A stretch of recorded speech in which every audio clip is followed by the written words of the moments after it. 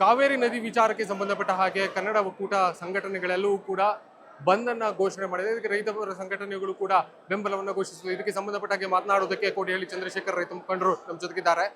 Sir, ಈಗ ಕನ್ನಡ ಒಕ್ಕೂಟದಿಂದ ಈಗ ಕಾವೇರಿ ನದಿ ವ್ಯಾಜ್ಯಕ್ಕೆ ಸಂಬಂಧಪಟ್ಟ ಹಾಗೆ ಒಂದು ನಿರ್ಧಾರವನ್ನು ತೆಗೆದುಕೊಂಡಿದ್ದೀರಿ.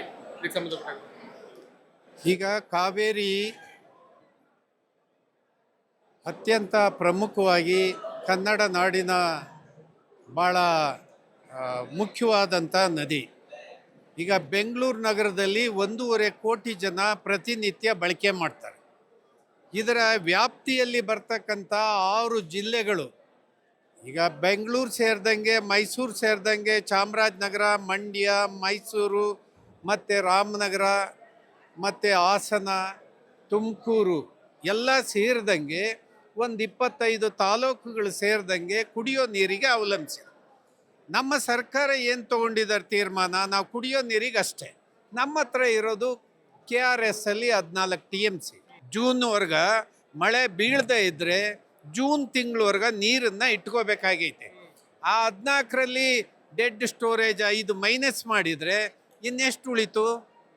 ಇದು ವಿವೇಕ ಇರಬೇಕು ನಮ್ಮ ಪ್ರಾಧಿಕಾರಕ್ಕೆ. ಈ ಪ್ರಾಧಿಕಾರಿಗಳು ತಪ್ಪು ಮಾಡ್ತಕ್ಕಂಥದ್ದು ಏನಿದೆ ಭಾಳ ಎಡವಟ್ಟಾಗಿದೆ. ಇದನ್ನು ಖಂಡಿಸ್ತೀವಿ. ಇದನ್ನು ನೀರು ಬಿಡಲಿಕ್ಕೆ ಸಾಧ್ಯ ಇಲ್ಲ. ಸರ್ಕಾರ ಸುಪ್ರೀಂ ಕೋರ್ಟಿಗೆ ತಕ್ಷಣವೇ ಮನವಿ ಮಾಡಿ ಮತ್ತು ಭಾರತ ಸರ್ಕಾರವನ್ನು ಮಧ್ಯಪ್ರವೇಶ ಮಾಡಲಿಕ್ಕೆ ಒತ್ತಾಯ ತರಬೇಕು. ಸರ್, ಬಂಗಾರಪ್ಪನವರು ಹಾಗೆ ಸುಗ್ರೀವಾಜ್ಞೆಯನ್ನು ಹೊರಡಿಸಬೇಕು ಅಂತ ಕನ್ನಡ ಒಕ್ಕೂಟದಿಂದ ಈಗ ನಿರ್ಧಾರ ಮಾಡಿದ್ದಾರೆ, ಒತ್ತಾಯವನ್ನು ಮಾಡಿದ್ದೀರಿ.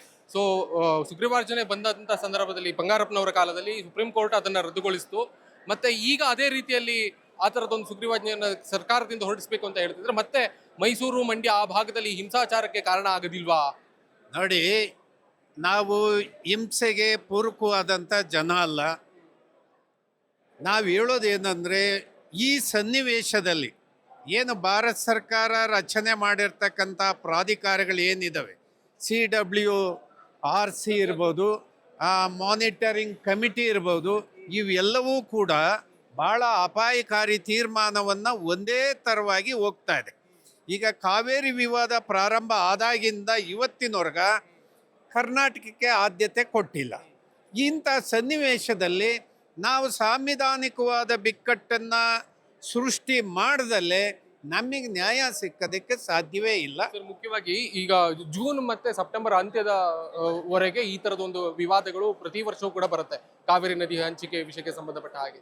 ಸೊ ಅದಾದ ಬಳಿಕ ಸರ್ಕಾರಗಳು, ಯಾವುದೇ ಸರ್ಕಾರಗಳು, ಈಗ ಕಾಂಗ್ರೆಸ್ ಸರ್ಕಾರ ಇರಲಿ, ಈ ಹಿಂದೆ ಇದ್ದಂಥ BJP ಸರ್ಕಾರ ಇರಲಿ, ಬೇಕಾದಂತಹ ಪರ್ಯಾಯ ವ್ಯವಸ್ಥೆಗಳನ್ನು ಮಾಡ್ಕೊಂಡಿರಲಿಲ್ಲ.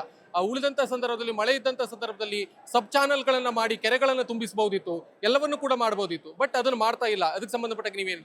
ಈಗ ಸರ್ಕಾರಗಳು ಕನ್ಸ್ಟ್ರಕ್ಟಿವ್ ದಿಕ್ಕಿನಲ್ಲಿ ಸಾಕ್ತಾ ಇಲ್ಲ. ಸರ್ಕಾರಗಳು ಸಾಕ್ತಾ ಇರೋದು ಗ್ಯಾರಂಟಿಗಳು, ವೋಟಿನ್ ಗ್ಯಾರಂಟಿಗಳು, ಏನು ಮುಂದಿನ ಚುನಾವಣೆಯಲ್ಲಿ ಮತ್ತೆ ಅಧಿಕಾರಕ್ಕೆ ಬರುವ, ಕುರ್ಚಿ ಹಿಡಿಯುವ ಈ ತಂತ್ರಗಾರಿಕೆಗೆ ಸೀಮಿತ ಆಗಿಬಿಟ್ಟಿದ್ದಾವೆ. ರಾಜ್ಯದ ನೀರನ್ನು ರಕ್ಷಣೆ ಮಾಡುವುದು, ಅಭಿವೃದ್ಧಿಯನ್ನು ಮುಂದಕ್ಕೆ ತಗೊಂಡು ಹೋಗ್ತಕ್ಕಂಥದ್ದು, ಇದರಲ್ಲಿ ಭಾಳ ಹಿಂದೆ ಬಿದ್ದಿದ್ದೀವಿ. ಈ ಕಾವೇರಿ ರಕ್ಷಣೆ ಮಾಡಿಕೊಳ್ಳೋ ವಿಷಯದಲ್ಲೂ ತಡವಾದ ತೀರ್ಮಾನಗಳು ತಗೊಳ್ಳೋ ಕಾರಣಕ್ಕೆ ಈ ಎಲ್ಲ ಅಪಾಯಗಳು ಬಂದಿದೆ. ಈಗಲಾದರೂ ಒಂದು ಎದೆಗಾರಿಕೆಯನ್ನು ಪ್ರದರ್ಶನ ಮಾಡುವ ಸನ್ನಿವೇಶ DK ಶಿವಕುಮಾರ್ ಅವ್ರಿಗೆ ಬಂದಿದೆ.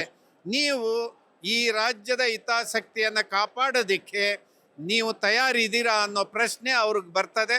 ಅವ್ರಿಗೆ ತಾಕತ್ತಿದ್ರೆ ಒಂದು ಸಾಂವಿಧಾನಿಕವಾದ ಬಿಕ್ಕಟ್ಟನ್ನು ಸೃಷ್ಟಿ ಮಾಡಬೇಕು.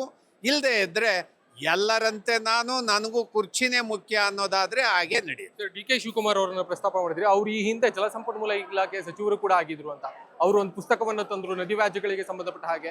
ಅವ್ರಿಗೆ ಈ ತರದ ವಿವಾದಗಳು ಆಗುತ್ತೆ ಅನ್ನುವಂತಹ ಅರಿವು ಇರಲಿಲ್ವಾ? ಕಾನೂನಾತ್ಮಕವಾಗಿ ಹೋರಾಟ ನಡೆಸುವುದರಲ್ಲಿ ಸರ್ಕಾರ ವಿಫಲ ಆಗಿದೆ ಅಂತ. ನೋಡಿ, ನಾವು ಟೆಕ್ನಿಕಲಿ ಫೇಲ್ಯೂರ್ ಪ್ರಾರಂಭದಿಂದ ಇಲ್ಲಿವರೆಗೆ, ಆಮೇಲೆ ಲೀಗಲಿ ಫೇಲ್ಯೂರ್ ಪ್ರಾರಂಭದಿಂದ ಇಲ್ಲಿವರೆಗೆ. ಈಗಲಾದರೂ ಇಷ್ಟೆಲ್ಲ ಮೈನಸ್ಗಳು ಇದೆಯಲ್ಲ, ಈ ಮೈನಸ್ಗಳನ್ನು ನಮಗೆ ಲೆಸನ್ ಆಗಬೇಕಲ್ಲ. ಇದನ್ನಿಟ್ಕೊಂಡು ನಾವು ಅಡ್ವಾನ್ಸ್ ಆಗಿ ನಾವು ಕೆಲಸ ಮಾಡಬೇಕಾಗಿತ್ತು, ಅದೂ ಮಾಡಿಲ್ಲ. ಈಗಿರ್ತಕ್ಕಂಥದ್ದು ನಮಗೆ ಒಂದೇ ಒಂದು ಮಾರ್ಗ, ಅದನ್ನು ಗಟ್ಟಿ ತಂದಿಂದ DK ಶಿವಕುಮಾರ್ ನಾನು ಎದುರಿಸ್ತೀನಿ ಅಂದರೆ ಇದಕ್ಕೆ ಪರಿಹಾರ. ಇದು ಕೋಡಿಹಳ್ಳಿ ಚಂದ್ರಶೇಖರ್ ಅವರ ಮಾತು. ಕ್ಯಾಮರಾ ಪರ್ಸನ್ ನಂದೀಶ್ ಜೊತೆ ಶ್ರೀರಾಜ್ ಬಕ್ವಾಡಿ, ಬೆಂಗಳೂರು.